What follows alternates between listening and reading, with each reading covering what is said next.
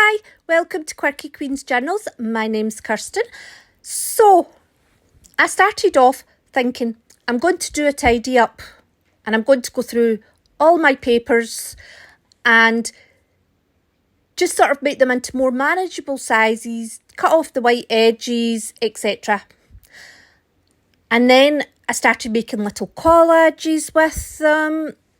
And then I thought, oh, I'll need to start sticking these somewhere because, they're just lying everywhere.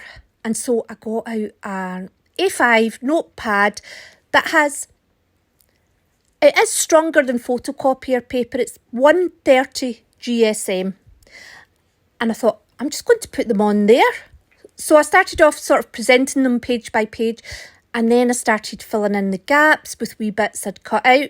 And before I knew it, I was just like, this is the best thing ever.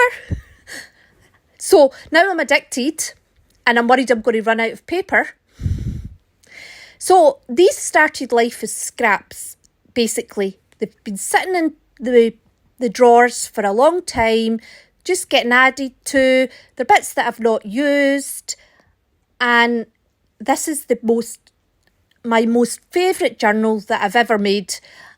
And I'm going out to buy 5 more. Because honestly, I don't think I would tire of making this. So I've just randomly put journal pages throughout this video.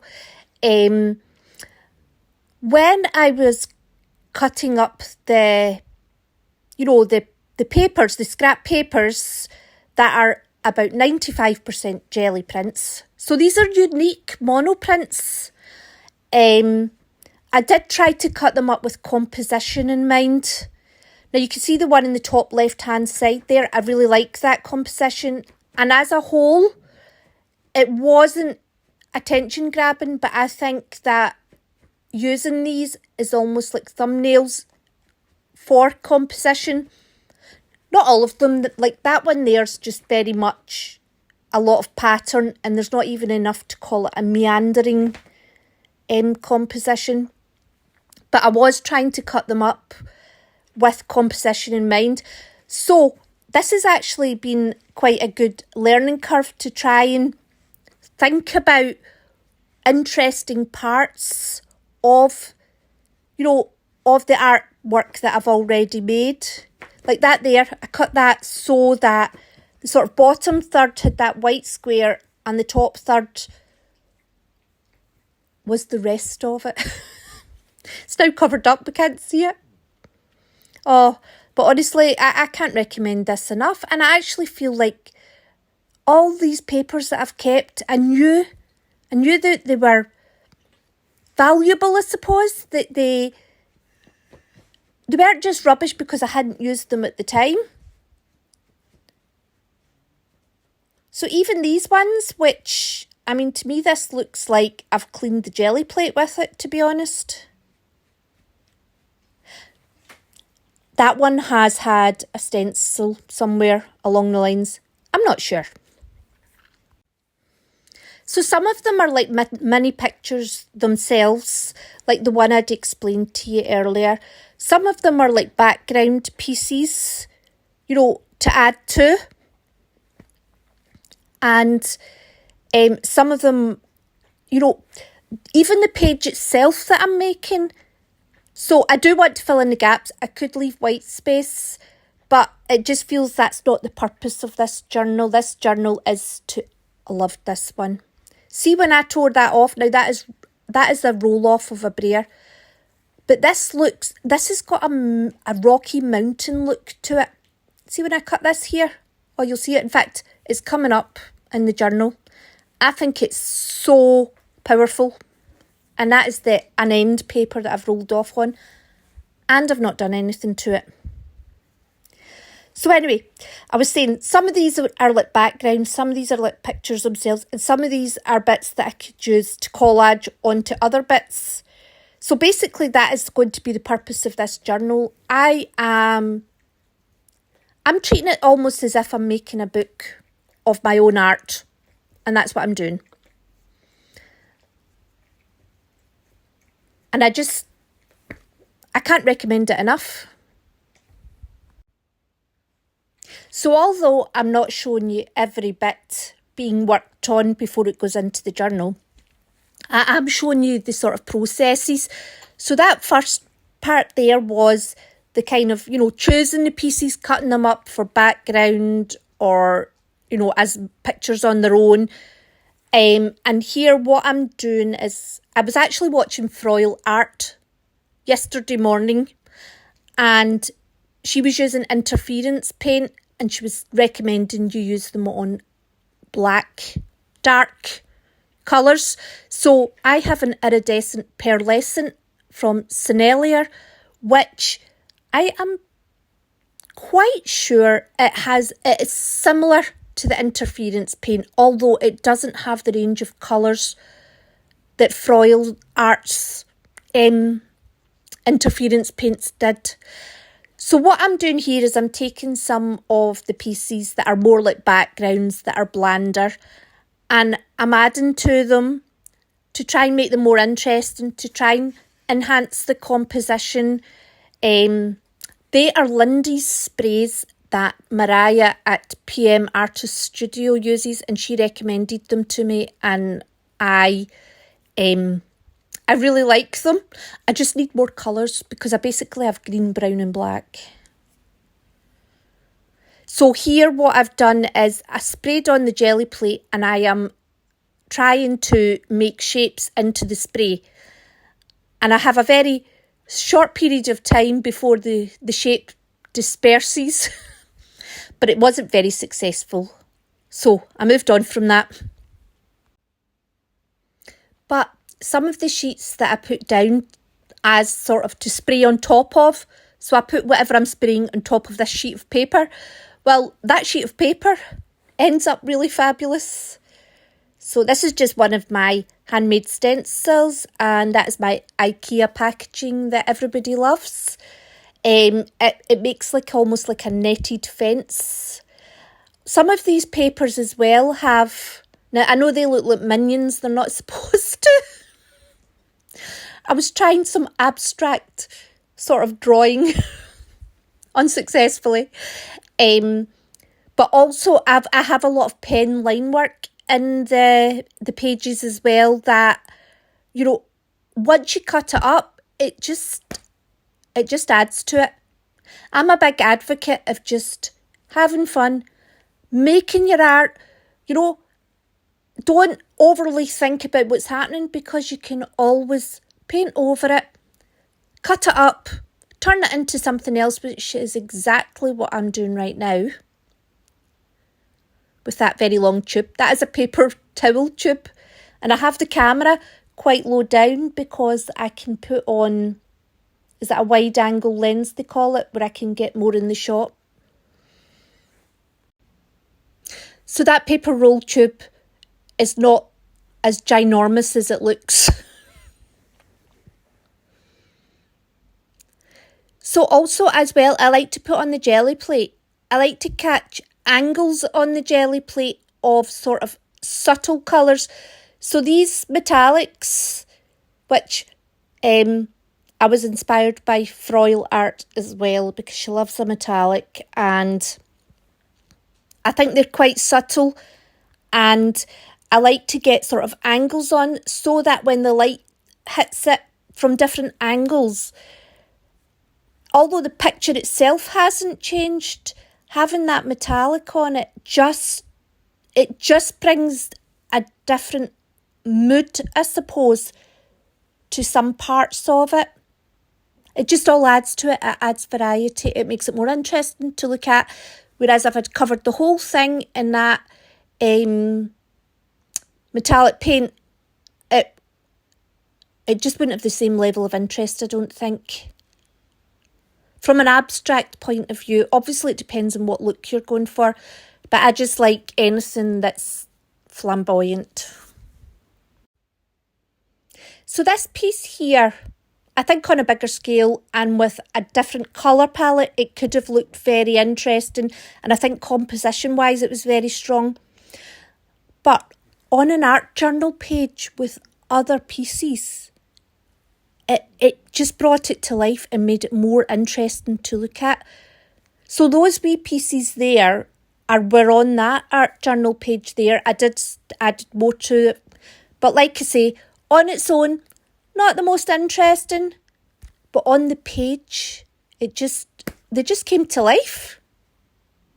I don't know why I've never done this before. And I think it's going to be a bit of an addiction. My next 20 videos will be, here's my art journal, 25. Here's art journal, 34. For this stage here as well, I tried to stay fairly neutral. I used the sprays, I used some water-soluble oil pastels. The colours I used, I really just tried to stick with black, white, metallics. And the sprays obviously had, like there's a lovely yellowy green one there. Oh, this plate page ended up fabulous. Look at that.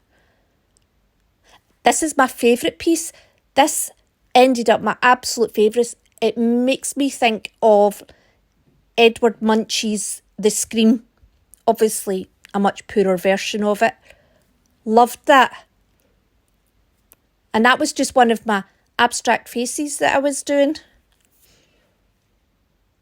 These are pan pastels, which I'm still trying to learn about. I need to buy more sponges. The soft tools are not very good. Mine are breaking up already because I'm very heavy-handed.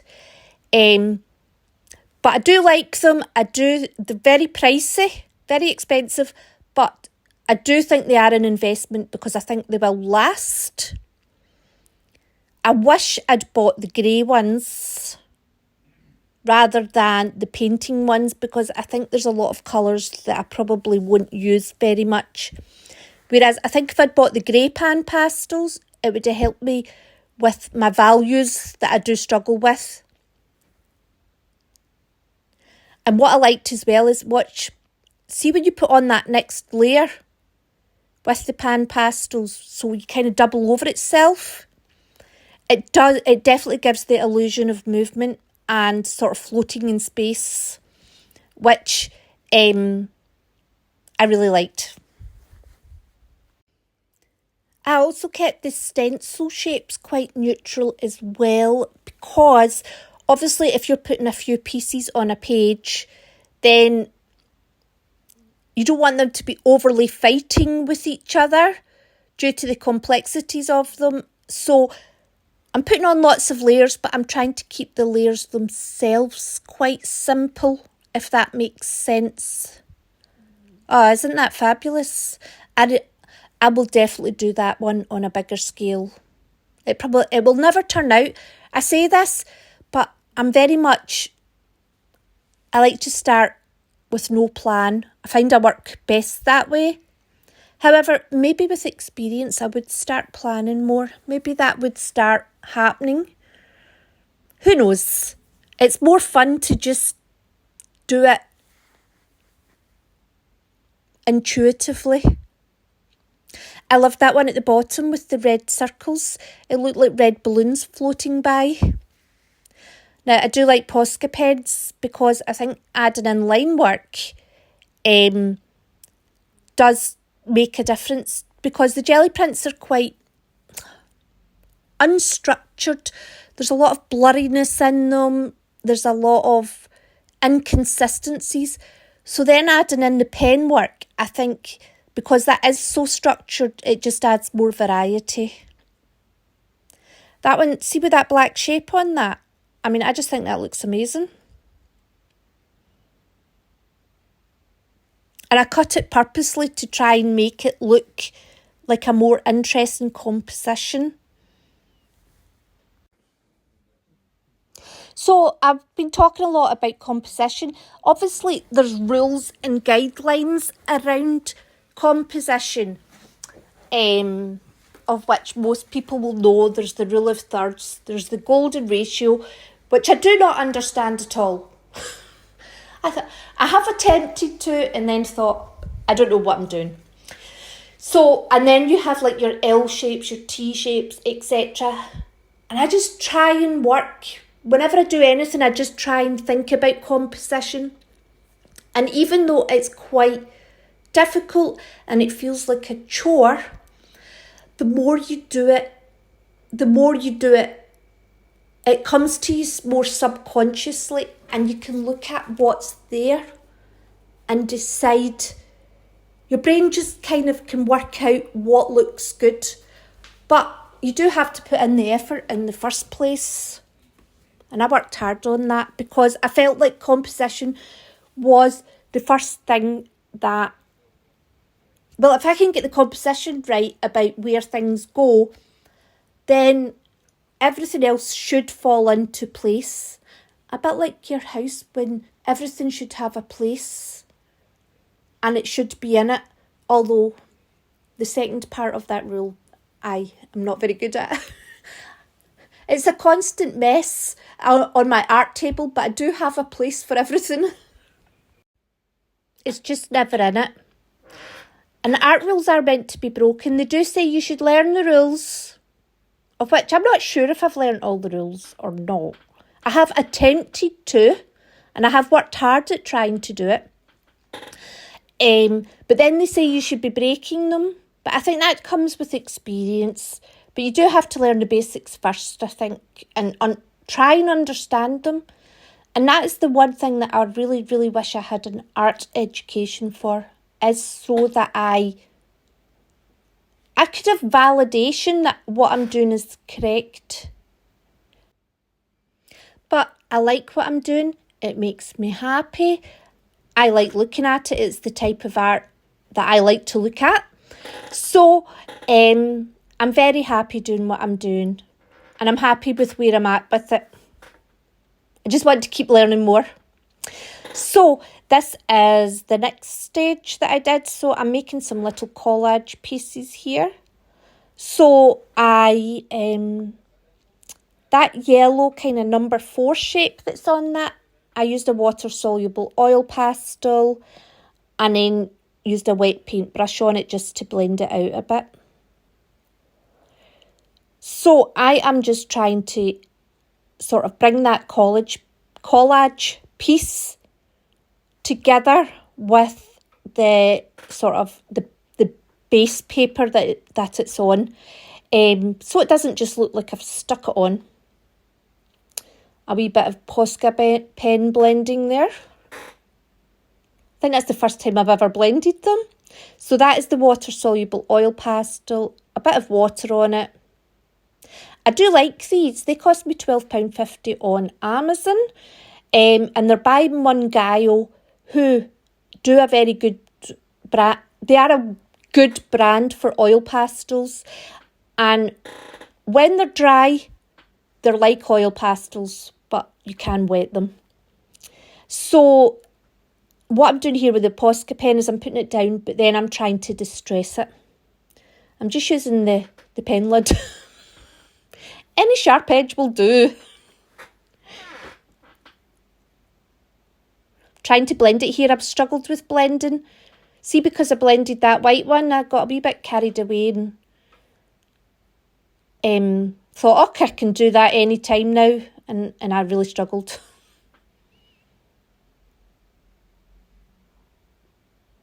So this is stamping ink, VersaFine. It is a permanent ink, and that is I'm not sure what they're called, a blotter maybe. I'm just going round the edges with the stamping ink before I put them into the art journal, because it gives it a little frame. It gives it a wee bit of definition, and it just enhances the white background a wee bit more that it's lying against. However, I'm very messy, so I ended up with black ink everywhere, including all over the white pages of the art journal. But that's what happens. So, see, adding this white pan pastel through those squares there, it really brought this together. I was really happy with this piece. It's quite, feels a bit 1980s. Very structured, but there was something about it I really liked. And there's my screen guy that I love. So I actually do quite a lot to this piece here, but I don't show you it all because there was a lot of toing and froing. So I did the yellow circles because there's yellow in the background and there's circles, so it just brought that sort of dark brown square that I'd added on together with it. And then the Posca pen, just to repeat that swirly shape, and then I just rub it off a bit so it's a bit distressed and muted and less in your face. So this is me just showing you sticking some bits into the art journal. I started off using matte medium, but I think because I was using the ink as well, it all got extremely messy. And I ended up with grey everywhere, basically. That's the wee piece that I'd been working on. I loved that. Turned out really well as well. But I end up switching to the glue stick as well. And using the glue stick, I suppose, gives me the opportunity to, if I do decide to use any of the pieces for anything, it should be, I mean, I'll ruin the page, but I should be able to remove it somewhat from the page. I suppose it's less permanent with the glue stick, but not guaranteed that it will come back off. I think that's what it is. So I do, you know, I started off with a sort of a piece a page, but I did change to filling in the gaps because it felt like if I was building an art journal, really, it's not just about showcasing a picture a page. I think if they were all collaged, that I would have stuck to a picture a page. But then you've just got to work out what looks good to you and what feels good to you. This just makes me a bit prouder of all the work that I've done. And I feel like I'm actually giving it more of what it deserves. Because there's a lot of work went into these. And some of them are really lovely, even though I've not used them yet. So I feel like I'm, what's the word? I feel like I'm doing them justice by actually presenting them and putting them somewhere nice instead of just in a big pile in a drawer. So this is us nearly finished. There's just a minute left. What I have done is I have just finished off with the other pages of the art journal so far that I hadn't put in throughout the video, and this is them here. Oh, that wasn't them there. They're just coming up. So I hope you enjoyed, and I hope to see you soon, and take care and watch to the end. See the rest of them. Just because I left them to the end, it doesn't mean they're not very good. Oh, I love that wee yellow piece with the red circles as well. So anyway, yes, watch to the end, and I really hope you liked it, and I hope to see you soon, and take care. Cheerio.